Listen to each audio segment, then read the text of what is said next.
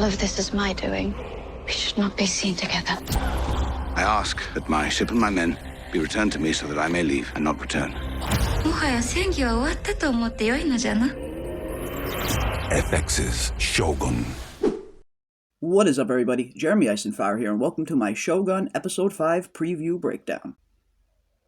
With the dramatic conclusion of Episode 4 and the first shot in the war being fired, it looks like things are continuing to heat up on Shogun.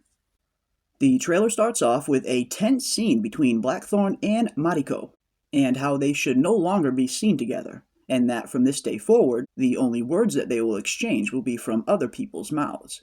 Meaning that from now on, the only communication that Mariko and Blackthorne will share is during the translations that they do for one another.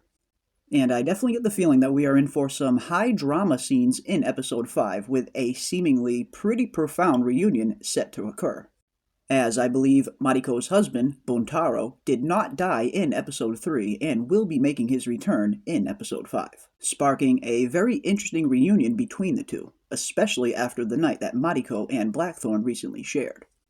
We saw in Episode 4 what appeared to be Mariko entering Blackthorne's room at night for a little bit of pillowing.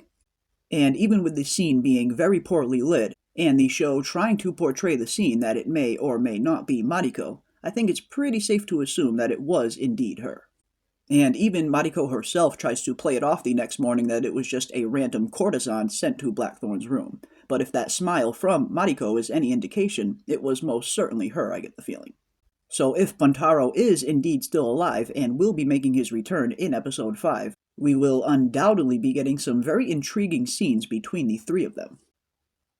But next, we get a scene between Blackthorne and Toranaga, with Blackthorne asking for the return of his ship and his crew so that he can leave for good. And even though the timeline on the show isn't 100% clear, I get the feeling that this scene is taking place after the 6 months of training that Blackthorne agreed to. And with Blackthorne and Mariko seemingly becoming closer, you would think he would want to stay around, if for nothing else than to further explore his relationship with her. But if, in Episode 5, Buntaro does indeed return, you can totally see the rift that is going to be causing between Blackthorne and Mariko, and that now that he has fulfilled his obligation to Toranaga, there is really nothing else keeping him here in Japan. So it's going to be interesting to see how this all plays out, and if indeed Mariko and Blackthorne can suppress their growing feelings for one another. But next, the trailer ends with a character we haven't seen a whole lot of up until this point, Ochiba, as she states to Ishido that the time for politics has come to an end. And if the ending of Episode 4 is any indication, that is most certainly the case. And Ochiba is a very intriguing character with a very sordid history that I hope we see a little bit more of on the show. Ochiba was the consort of the former Taiko, and the mother of his only child.